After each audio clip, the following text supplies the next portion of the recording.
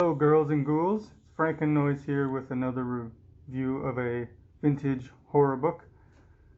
This one is The Children's Ward by Patricia Wallace, um, one of, I believe, 5 of her Skeleton Zebra cover books. And this one might be probably the worst book I read in 2019. I'll have to go back. I've read probably 40, but this one's pretty bad, and I'll explain. Uh, It's a 1990 book. I think it was written, must have been written in 84 or 85, because there's an 85 copyright, but it takes place in 84, so technically I think 1984 is the present time when Patricia was writing this. So, why is this book bad? Okay, for starters, I actually wanted to read it because flipping through it, I saw it was 106 chapters, and the book's about 360 pages. So I was like, well, wow, this is going to be a quick read. It's going to be like a James Patterson novel or a Clive Cussler novel. You know, those are very quick because there's so many chapters. But because I was so frustrated in reading this book, I kept putting it down, going into something else, reading one of the 2-page chapters, putting it down. It was just very frustrating. Um, The book takes place over a week in December. I believe it's a Monday to Sunday. And there's basically 5 main characters. It takes place in a hospital, obviously, a children's ward, hence the title, Children's Ward. So, but there's only really 5 main characters that you need to care about. There's a doctor named Dr. Quinn, which I thought was funny. I can't, there's Dr. Quinn Medicine Woman, which I think the TV show might have come out after this book was released. I'm not sure. I'll have to go back on it, but I just thought it was humorous that they used Dr. Quinn. Seems to me that Dr. Gordon is always the male doctor, and now Dr. Quinn everyone seems to want to use. So we have Dr. Quinn. She's the only real doctor character you want to care about, or the staff character at the hospital. And then we have 4 kids in this children's ward. You have Tessie, Russell, and then we have Abigail, who's the main one, and Courtney, who's kind of sort of the second main one. Her and Abigail seem to be really close compared to the other characters. So the book starts out in 1938, and there's this patient, and he kills everyone in the children's ward, and then it skips over to present day.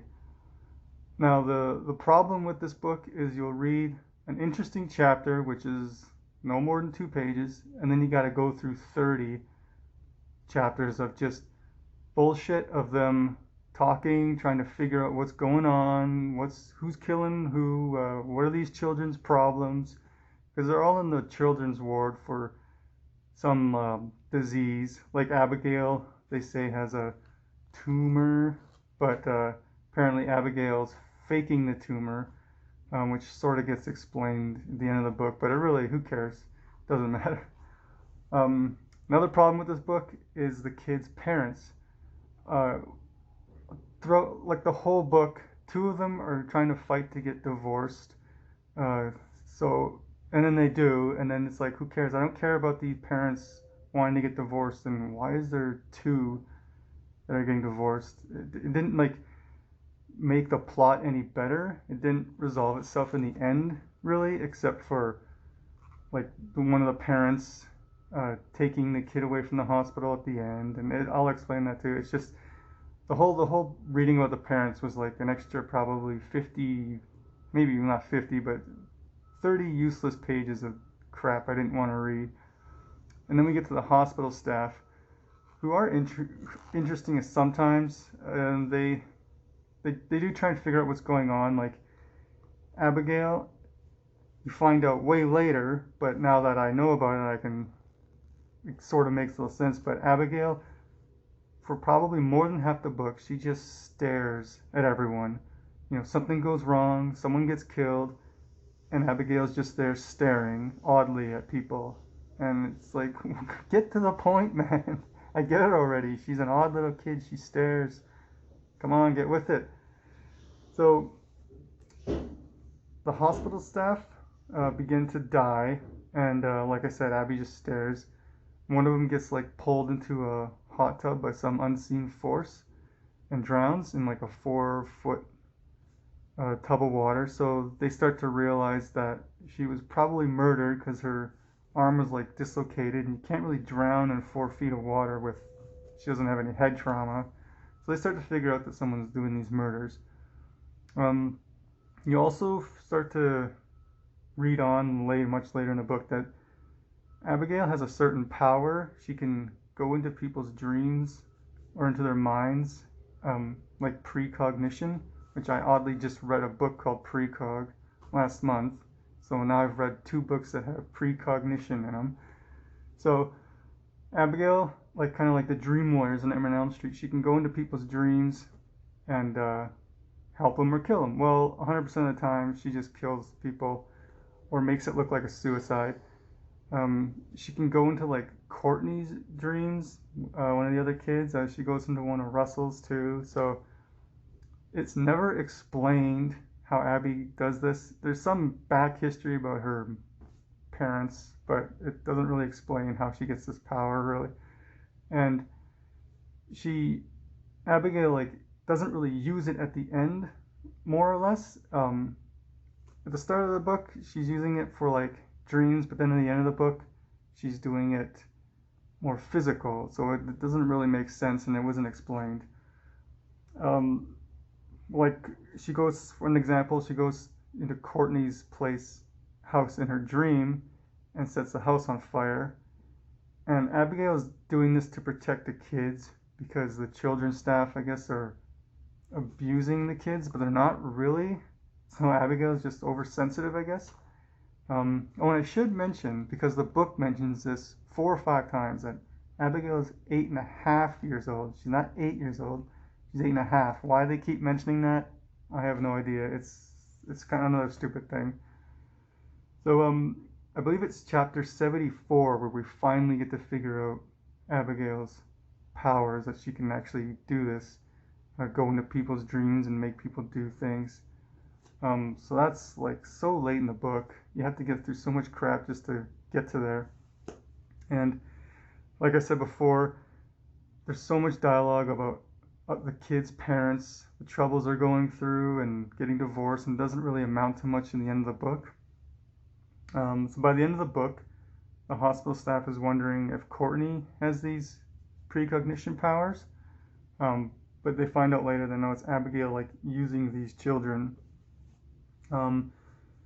Quinn also has a dream where she's hearing Russell telling Abby to stop killing everyone.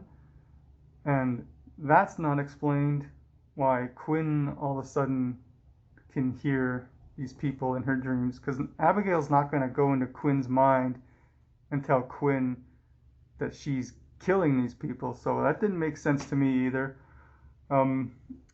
But during all this like divorce stuff between Tessie and Courtney's parents, they eventually both of them lose a parent, from Abigail, by the way, and near the end of the story, one of the alive parents of each kid of Tessie and Courtney pull them out of the hospital conveniently for what's about to happen at the end.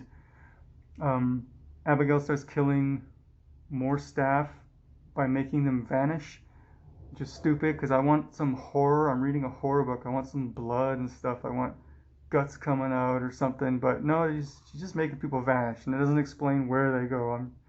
Maybe some fourth ghostly dimension. I have no idea. So Abby, Quinn, and Russell then are arguing about Abigail's motive, and at this point I don't really care what her motive is, but it goes back into a little bit of Abigail's history, which I won't go into because it's too long. And then Abigail disappears, just vanishes into thin air, which I thought again was odd. I think maybe she was brought back to 38. I don't know, or maybe she doesn't even exist. Who the hell knows? So she just disappears, and the whole children's world goes up in flames. Yada yada. No one lives happily forever after, except maybe Quinn and Russell. But I don't know. It's just is stupid. I think there's supposed to be a moral to the story where it's don't isolate kids in children's ward because it sort of alludes to that at the end. But overall, this book was just very boring, not really horrific. The ending was predictable. It's a classic case of what happened in the past sort of again happens in the present, and why it's like 46 years later and not 50. Usually these stories, round up, 25 years later or 10 years later or 50 years later, not 46. So I don't get that either. So lots of this book I don't get. It's a great cover to look at. That would be Abigail right there. And this cover would suggest that the skeleton is controlling Abby, which would sort of make sense if this skeleton's from 1938 and is the one that murdered everyone. But the skeleton, that would make sense if the skeleton was a patient. This one's wearing a doctor's mask. It's the patient's the one that goes around killing everyone in 1938. So, I don't know. It's a good cover, though. One of the many zebra skeleton covers, and I think at least 5 by Patricia Wallace. But overall, did not like this book. I gave it 1 bony finger out of 5. And I should mention that although I love horror, I do like sci-fi a lot. I've said in a previous video that I was reading sci-fi for 15 years, exclusively almost, before I even read horror books. So I think my next one's going to be a sci-fi book, a Robert Heinlein book. Got some old ones from a used bookstore a couple days ago, so I will be reviewing that one next. Thanks for tuning in.